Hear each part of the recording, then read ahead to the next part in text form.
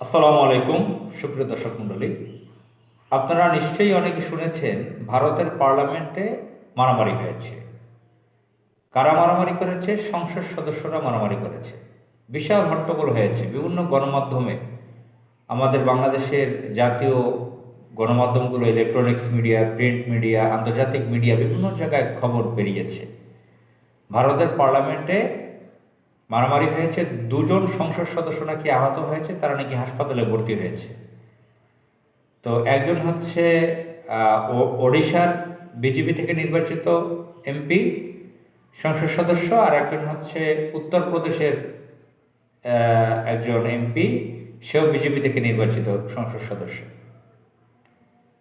এর মধ্যে নাগাল্যান্ড প্রদেশের রাজ্যসভার একজন এমপি মহিলা, সম্ভবত উপজাতি, তিনিও বিজেপি থেকে নির্বাচিত। তিনি দাবি করেছেন রাহুল গান্ধী যখন আমার দিকে আসছিল তখন আমার অস্বস্তি হচ্ছিল। তো এই কথাটাও অনেক আপত্তিমূলক লাগে যে সে একজন নারী, তার দিকে আসতেছিল, অস্বস্তি হচ্ছিল। এর মানে কি তাকে তাকে রেফ করতে যাচ্ছিল? বা যেহেতু বিপরীত লিঙ্গ, কোন ঘটনা ঘটাচ্ছিলেন? এমন তো নয় যে আমেরিকার পার্লামেন্ট পার্লামেন্টের কাজ সেরে বিল ক্লিন্টন প্রেসিডেন্ট যখন নেমে যাচ্ছিলেন তখন তার বান্ধবী মনিকা নিউলিস্কিকে জড়িয়ে ধরেছিলেন। মনিকা নিউলিস্কি তার খুব পছন্দের একজন মানুষ ছিলেন, তার সাথে বিশেষ সম্পর্ক ছিল। কিন্তু এখানে রাহুল গান্ধীর সাথে তো ওই ধরনের, সেই উপজাতি নারী, বিজেপি থেকে নির্বাচিত রাজ্যসভার নাগাল্যান্ডের, তার সাথে তো ওভাবে রাহুল গান্ধীর সম্পর্ক থাকার কথা আমরা শুনিনি এর আগে।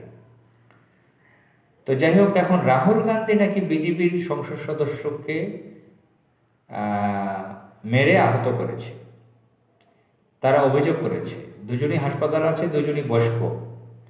তো রাহুল গান্ধীকে আপনারা জানেন, রাহুল গান্ধী হচ্ছে কংগ্রেস পার্টির কর্ণধার। এখন তিনি কি চেয়ারম্যান, সভাপতি, কোন পদে আছেন আমার আসলে খেয়াল আসছে না, দেখতে হবে, ভুলে গিয়েছি। কংগ্রেসের আগে প্রধান চেয়ারপারসন বা প্রেসিডেন্ট ছিলেন হচ্ছে সোনিয়া গান্ধী, তার মা, রাহুল গান্ধীর মা। এখন তার বোন প্রিয়াঙ্কা, এবং তিনি দলের কোন পদে আছেন এখন আমি এই মুহূর্তে বলতে পারতেছি না। তো যেভাবে হোক, এখন রাহুল গান্ধী হচ্ছে ভারতের পার্লামেন্টের বিরোধী দলীয় নেতা, লিডার। তিনি একজন সংসদ সদস্য। অনেকেই আশা করেছিল যে হয়তো কংগ্রেস ক্ষমতা যাবে, রাহুল গান্ধী প্রধানমন্ত্রী হয়ে যাবেন, কিন্তু না, সেখানে বিজেপি দ্বিতীয়বার রাষ্ট্র ক্ষমতায় গিয়েছে, সরকারে আসছে।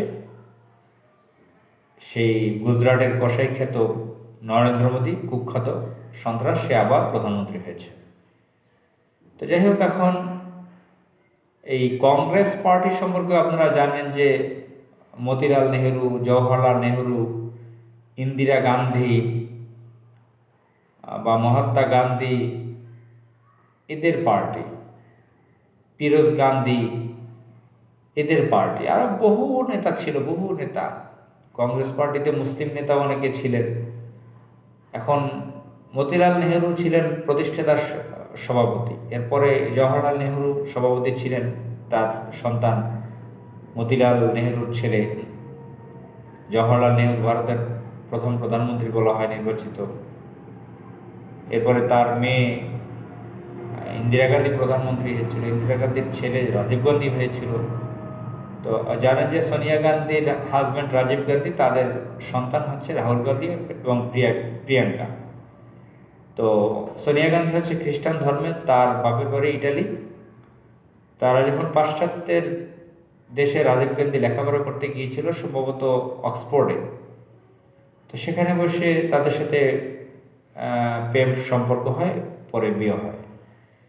তো যেভাবে হোক, কংগ্রেসের হাল ধরেন সোনিয়া গান্ধী তার স্বামী দেবর মারা যাওয়ার পরে, এবং তিনি নিজে কখনো প্রধানমন্ত্রী হন নাই। তার দল ক্ষমতায় গিয়েছিল, মনমোহন সিং প্রধানমন্ত্রী হয়েছিলেন দুবার।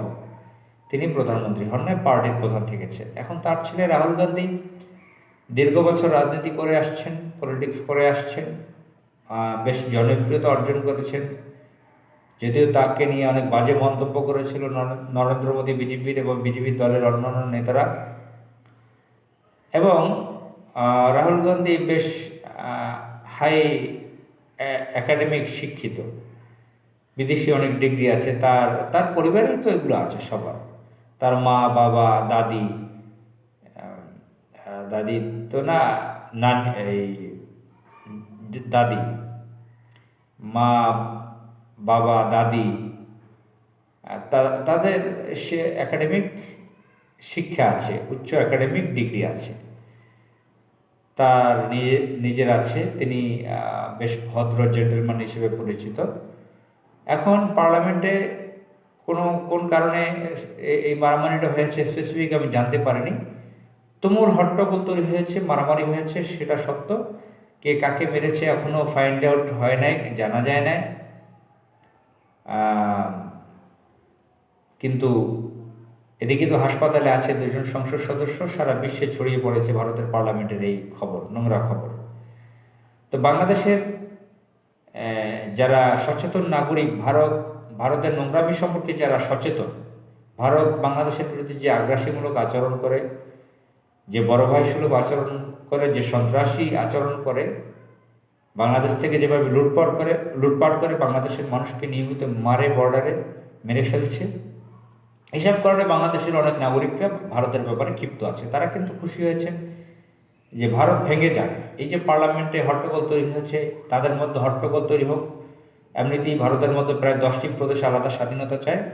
এই চান্সে ভারতে একটা বড় ঝামেলা হোক, ভারত রাষ্ট্র ভেঙে টুকরো টুকরো হয়ে যাক, এ ধরনের অনেকে মনে করে। তো যাই হোক, আমরা চাই পৃথিবীর সকল সভ্য দেশের পার্লামেন্ট সভ্যভাবে চলুক। এটা পৃথিবীর একটা অংশ, গ্লোবাল, এখন বলা হয় গ্লোবাল ভিলেজ। পৃথিবীটা একটা গ্রামের মতো।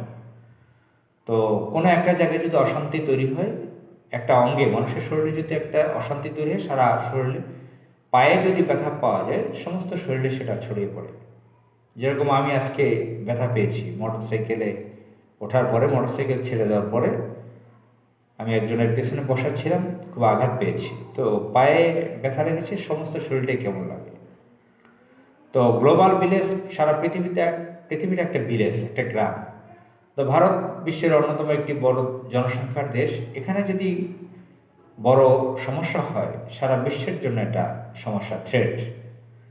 আমরা চাই সারা পৃথিবীতে শান্তি বিরাজ করুক। কিন্তু ওই কথাগুলো যারা বলে যে ভারতে হট্টগোল তৈরি হয়েছে, আরও হোক, ভারত ভেঙে খান হয়ে যাক, এগুলো কম দুঃখে বলে নাই। জানেন যে ভারতের অধিকাংশ নাগরিকরা বঞ্চিত, জুলুমের শিকার, নিম্ন বর্ণের হিন্দুরা, মুসলমানরা চরম বঞ্চনার শিকার, নিপীড়িত তারা। সেখানে চরম উগ্রবাদ, হিন্দুত্ববাদ, ব্রাহ্মণ্যবাদীরা তারা রাষ্ট্র চালায়। তারা নিয়মিত সরকারে থেকেই সন্ত্রাসী কার্যকলাপ চালায়। এজন্য ও দেশের অধিকাংশ মানুষ শান্তিতে নেই। সকলেই, যারা বিবেকবান মানুষ ভারতের এই সম্পর্কে, যারা সচেতন মানুষ, রাজনৈতিক খোঁজখবর রাখেন, আন্তর্জাতিক খোঁজখবর রাখেন, তারা ভারতের এই সন্ত্রাসী কর্মকাণ্ড সম্পর্কে, উগ্রবাদ সম্পর্কে, চরমপন্থা সম্পর্কে সকলেই জানেন। সুতরাং আমাদের সকলকে সাবধান থাকা দরকার, যাতে সারা বিশ্বে শান্তি বর্ষিত হয়, সেই ধরনের কাজ করা আমাদের দরকার। আসসালামু আলাইকুম।